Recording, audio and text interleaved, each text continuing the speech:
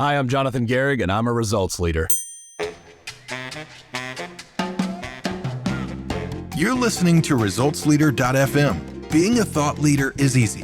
Getting results is hard. This show is for the results leader who lives and dies by their results. Here is your host and Chief Results Leader, Jonathan Rivera.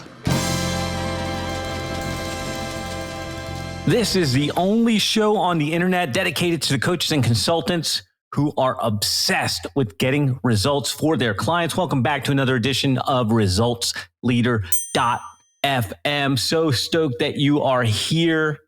And as always, we're going to fill your earbuds with another amazing interview. On today's show, how failure could be your greatest blessing. Why the stories we tell ourselves can help or harm us. The and now formula to quit being reactive in every situation. Why relationships are the ultimate edge in business.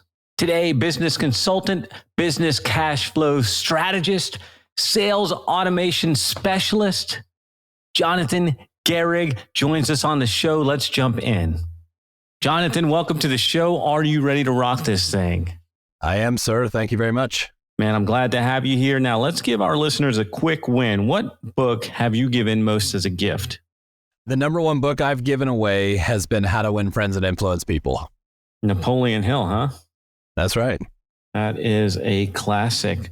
Cool. So we are fans of that book. Now, let's go into story time. Tell me a story of how an apparent failure set you up for later success. Great question. I have had many businesses since 2005. And oftentimes when something appears to be failing, appears to be going backwards, the initial response can be fear, uncertainty, not understanding why it's happening to me. And so in my career of multiple businesses and engaging with thousands of businesses, I have had many failures. The one that sticks out the most is the technology company that I helped to start. And we got very far in, completed project, and due to unforeseen circumstances, we had to end the project based on the partner that I had. He was the developer.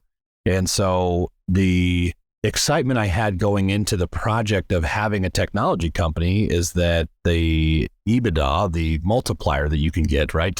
It's one of the greatest things you can go into as far as a business owner, but it also can be the most expensive and the most challenging. And that was a failure that impacted me initially with the invested money and time. And due to unforeseen challenges, without going into detail, we had to stop the project for 18 months. And that actually became a positive because with the free time that I was given back, I was able to create the businesses that I have now. And it gave me the opportunity to merge with the company that I'm with now and develop the relationships I have. So I absolutely turned that into a positive. Now, you make it sound easy. I know it couldn't have been that easy. So what are some of the steps that you had to take, some of the practical things that you did to make that mind shift going from, hey, this is the end of the world to, wow, look at all the opportunity I have in front of me? Yeah, really, really great question. When you have something that happens to you, that doesn't mean that it is who you are. And this is something I had to learn early on in business ownership, that I am who I am, regardless of the businesses that I have. So when one thing ends or fails or falters or falls apart, that doesn't define who I am. So of course there was pain in a time of mourning, but I'm a firm believer you need to mourn when you walk away from something, end something, quit something, something fails, you miss out. You need to mourn that time. You need to spend time evaluating. And what I always tell business owners now and individuals who are starting businesses or they're just starting out is to say, you need to evaluate what's in your hands. So that was the first thing that I did, was I evaluated what I still had left in my hands. And what I mean by that is I still had a network. I still had a skill set. I still had clients with my other business, my consulting firm. So all had not completely crumbled down to nothing, but it was a painful shift that I had to make. And so I started with what's in my hands? What do I have available to me? Who's in my circle of influence? Who am I connected to that might be connected to some people that I can get in conversation with? So taking an inventory of what you want your story to be and evaluating what is in your hand, what's in your hands that you can use to help further that story right now. Powerful. What would you say is the most worthwhile investment that you have ever made? Myself. How so? Investing in myself has been the best investment I've ever made. I got into the personal development at 19 years old. I'm the son of a welder. Was not raised around business ownership or a successful mindset or opportunity or motivation or personal development on any level. So the very first thing that I ever invested in outside of buying my first car was myself. I did it in the form of going to college first, which I paid for. And then I did it in the form of buying my first personal development book, which was Og Mandino's book, Greatest Salesman in the World, the very first personal development book I ever read. And that was the first step in creating the businesses that I've created and developing the relationships that I've created as well. So just investing in myself. So I do it in the form of health. I do it in the form of coaching. I have coaches now. I have 2 coaches. I do it in the form of taking time off and traveling and going to the places that provide me with energy. I like the ocean. I also like the mountains. So that's how I've been investing in myself. Now, you said that you were a son of a welder. So that means you likely grew up around other blue collar types. How many of your friends have come along on that journey with you in personal growth? From my time with my dad, none. Well, I take that back, one. There's one friend that I grew up with until I was 13 that now owns a tile business. Is he into personal development? I'm not sure. I disconnected from everybody from my childhood at the age of 13. We didn't have social media back then. And from my high school, I have one friend who is an entrepreneur and an avid personal development fan, multi-millionaire, very successful at what he does. But he and I lived together post-college, and we had our bookshelf. We had our time where we read in the same time together. I got him into personal development, actually. What do you say to those people who have come from those more modest backgrounds and have that mindset of, we can't leave these people behind, or these are my people? What would you say to them? The first question I have is, what's the story that they've been telling you? I'm an avid fan of understanding that there is a narrative being told to us that most people fall into, and they accept the stories of others, i.e., we're blue collar workers. This is just what we do, right? I also grew up part-time on a farm, bucking hay, started working at 7 years old, drove my first stick shift at 8. Understanding that the story that our friends, that we think are friends, that they're telling us, what's the story that they're telling us that we are buying into? And is that the story that we want? I believe most people have never actually sat down and taken an inventory of what it is they actually want. Have you sat down and actually considered writing your own story? Or are you going to continue watching TV and hanging out with the same friends just because that's what's comfortable? I had no intentions of disconnecting with any of my high school friends or college friends. I just continued growing, and by default, a form of nature, they disconnected from me. So you don't have to leave them behind. They'll leave you behind. That's exactly right. Most of the time they will. When you're partying every day and then you stop, that's a massive pattern interrupt that happens in a group. And they say, what are you doing? Why aren't you showing up? Well, I'm over here building this business. I don't have time to stay up until 6 a.m. anymore. I'm building a business now. And then all of a sudden you get text less. You reach out to them and try to help bring them up to where, hey, you should check out this book. I just read this. I'm not interested in that. I want to party. So It just happens by default. Now, oddly enough, some of those friends I reconnected with, but it never rekindled in a way like we were buds in high school or college. Yeah. In the last 5 years, what new belief, behavior, or habit has most improved your life? The power of being. That has been the biggest change that I have made in the last 5 years, is getting comfortable with just being. As a father of 4 boys at this time, they're 6 and under, and a husband and a business owner and a leader, there are so many things that get thrown at you that we react to.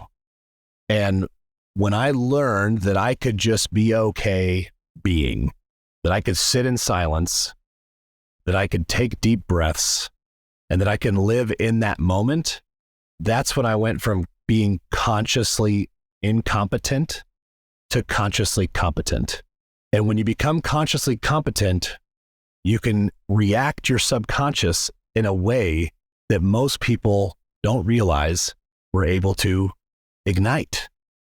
So when we just get okay with being and you quiet the noise, when your 6-year-old does something that's so crazy that makes you want to scream, which is me, you can just be okay being, because they're a kid, right? They're a child. Or when an adult does something that's so off color when they work for you, I don't have to make their story my story, which in other words, I would say I don't need to allow their emotion to change my control over my own emotions. I can only control 2 things, my action and my attitude. So if I can only control those 2 things, then what causes the stress, the anxiety, the overwhelm, the survival mode? I believe that it's this constant looking to the future and looking to the past. And once we look there, we allow the feelings to resonate, which causes us to live there. And now we're never actually present. Give us a couple tips, because I mean, we're touching on stoicism here a little bit with controlling our action and our attitude, but maybe the listeners could use a tip or 2 on how to actually make that a reality. Like, how do you separate from that burning fire of anger or whatever it is in that moment where you could be present and you could not let that mess up your whole day, mess up your whole week, mess up your whole year, whatever it is? Yeah, absolutely. And I'll say the first thing is just be okay with messing up, because if you mess up, like I have many times, reacting to my kids, yelling at them, I'm not even a yeller, but all of a sudden I became old yeller with my kids when they start doing things and they don't know how to listen and follow direction. And do I really even want to control them at that level? I don't. So that's where I have to pause. Sometimes I still mess up, and I call it messing up because I just don't think I need to react to my children that way. And I'm going to use them as an example. But just in general, reacting to accusations is another example. You know, when I was 19 years old, I was working at a gym and I was accused of throwing flyers on cars in another competitor gym's parking lot, and the cops showed up to arrest me. And I reacted to it.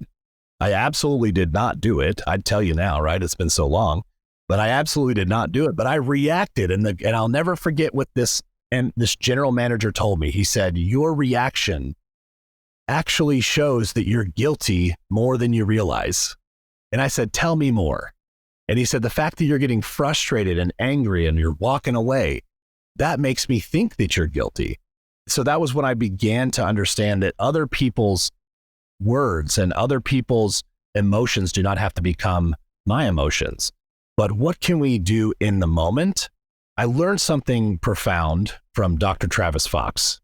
The phrase that he uses is "and now." And I like that as an anchor for myself in a moment. You can look at Mel Robbins. She talks about the 5-second rule. Right? Something I learned when I read the 5-second rule is that, hey, it's not rocket science. You just have to be willing to mess up. But if you're catching it in that moment, once you catch it, have a phrase that you say like, and now I'm going to not react to this. And now I'm going to embrace my child because he's out of his mind right now. And now I'm going to continue to listen to what they're saying. And now I'm going to take control of it. Whatever it is, it's and now, and then something follows. And that became my trigger, or my anchor rather. That became my anchor to say, and now this. I don't need to react to this thing. And now I'm going to take a deep breath. Taking a breath brings us into the presence. It brings us into the present.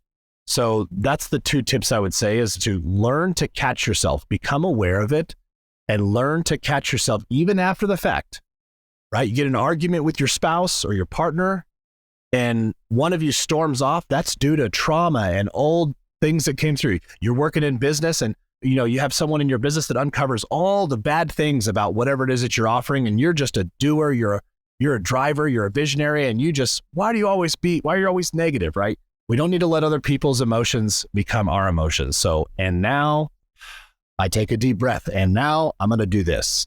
And my reaction to my children has been steadily decreasing, and that's how I'll say it, over the last 6 years, right? I'll say 5 years because, like I said, you said 5 years, and it's been about 5 years. My oldest is 6.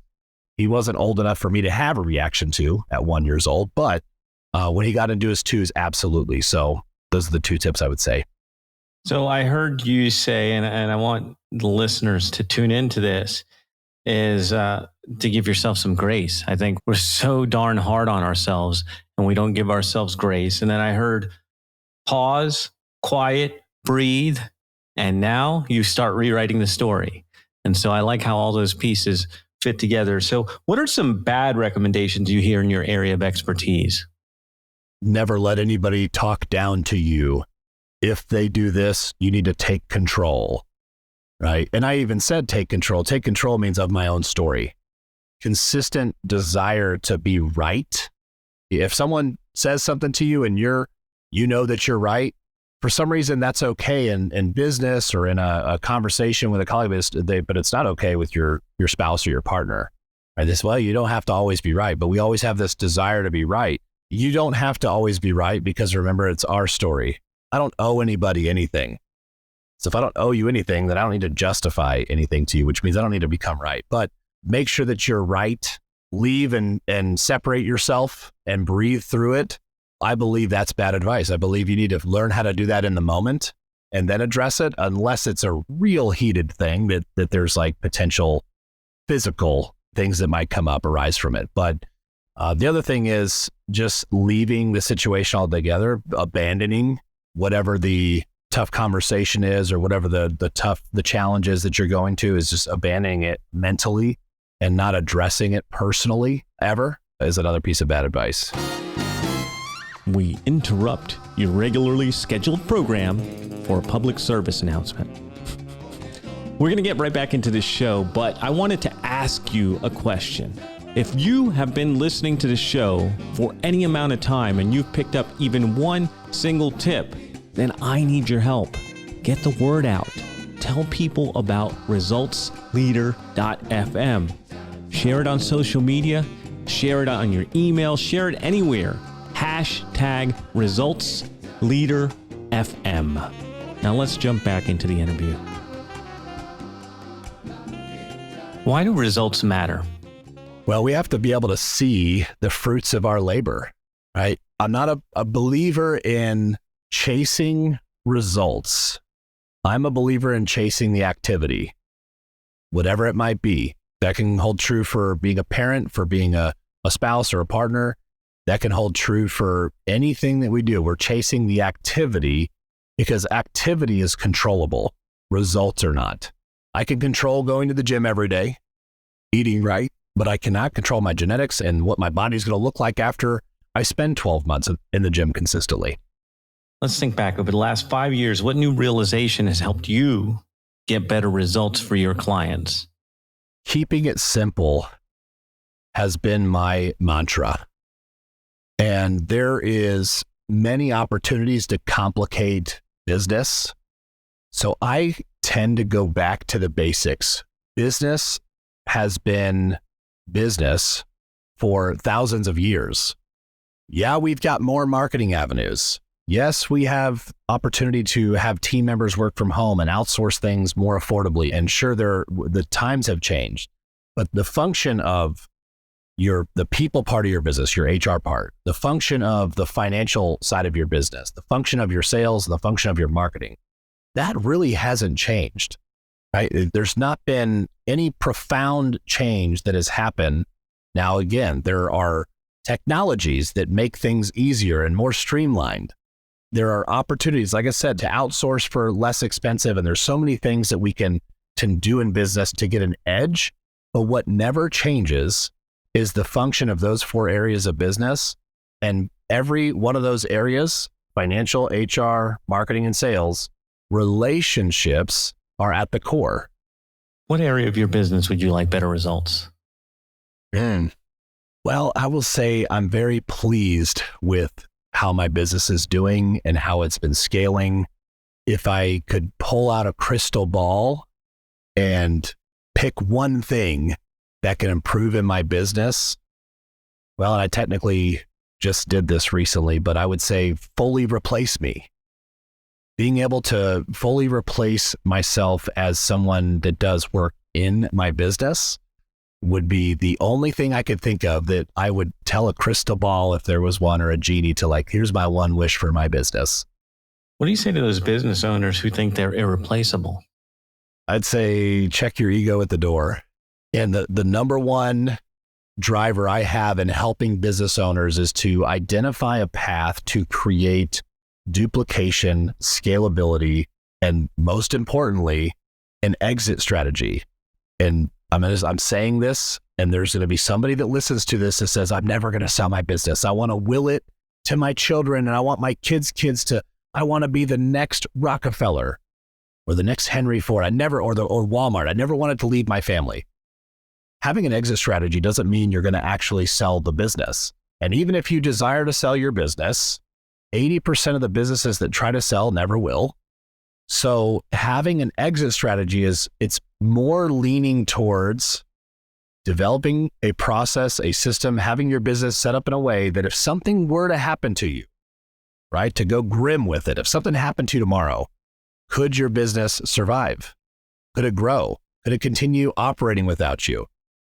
And then on a more positive note, if you just wanted to pass the 2-month vacation test, if you wanted to take 2 months to go climb the Himalayas or the Himalayan mountains, or go do a mission trip somewhere with your religious organization and just travel the world for 2 months, could your business grow without you?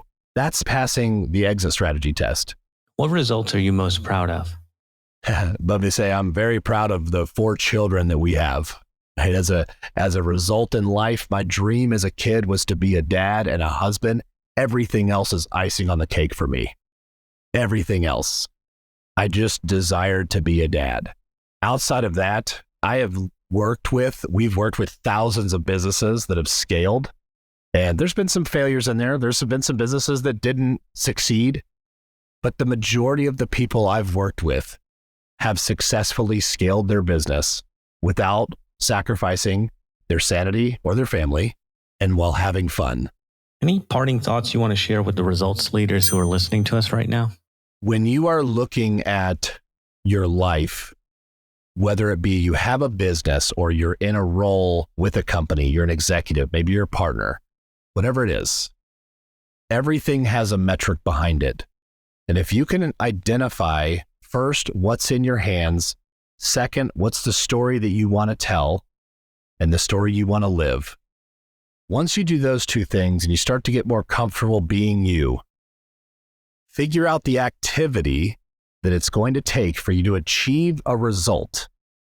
And sometimes this takes 6 months to track metrics. So make it a game. Make it a test run. Test your own abilities. Take an entire day and work at the money-making activities that you know, the KPIs that you know will lead to money. Track it, track what works, track what doesn't, and do as much activity as you possibly can. And for the first time in your life, bet on you. Because that betting on yourself will lead to results that are far greater than what you could expect. I have seen it time and time again, not only in my own life, but in our clients' life, time and time again, where someone just bets on themselves every single day. And instead of procrastinating to the last second, waiting to turn in that essay, waiting to study for that test last second. For those of you, many of you have done this. And then you do it subconsciously. You do it because you want to be able to say, well, I got a D because I waited till the last second. You were scared that if you gave it your all, that the teacher would give you a bad grade and it would affect you at your core. So bet on you. Do the activity. Go all out within the bounds of time. I definitely went through a phase where I was working 100+ hour weeks. I don't anymore. I focus, I bet on myself, and I show up. The only reason you're not going to show up is because you're worried that if you give it your all, you'll still fail, but you won't. I know our listeners are going to want more from you. Where can they get it?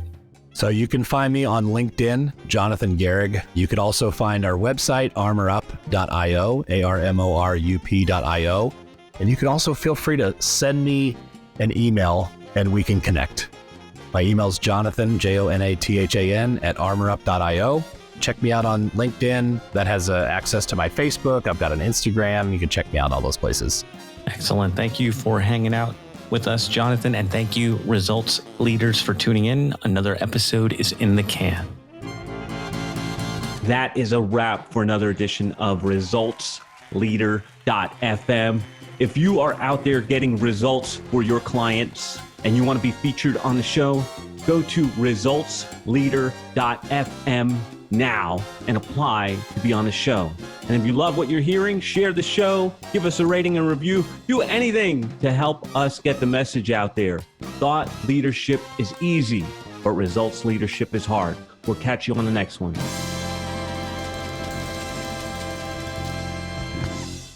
This is thepodcastfactory.com.